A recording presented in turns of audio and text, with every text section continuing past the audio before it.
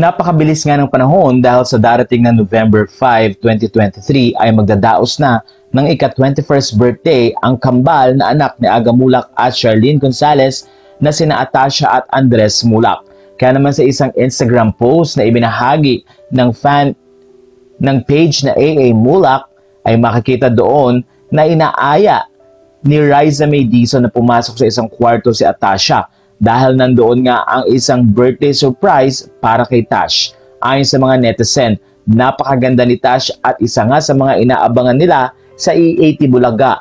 At dahil napaka-fresh daw nito at napakagaling sa hosting at dancing, kaya naman ayon sa mga netizen, very glad na naging part ng E80 sa TV5 ang nasabing anak ni Aga Mulak.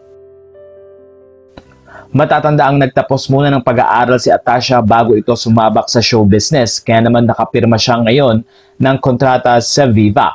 Umaasa naman ang mga netizen na sana daw ay makasama din ni Atasha Mulak ang kanyang kambal na si Andres. Pero hanggang ngayon ay tahimik naman ang family ni Aga at Charlene kung pagpapatuloy nga ang pag-aartista ng nasabing anak na lalaki. But for now, enjoy ang mga netizen na mapanood si Atasha Mulak sa E80 at doon ay makita ang kanyang talent pati na rin ang kanyang pagiging natural na komikera. Ayon sa mga netizen, very impressive ang performance ni Atasha bilang host ng E80 kahit baguhan pa lang ito. Nakita nila na tila naman na nga ang karisma at husay sa pag-host ni Atasha sa kanyang mga magulang na sina Aga Mulak at Charlene.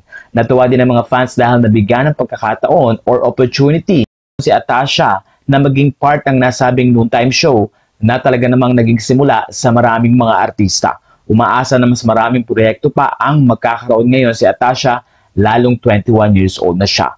Very talented at very fresh nga ang beauty ni Atasha. Mula dito sa Pinoy Showbiz Latest, advance happy birthday Atasha Mulak.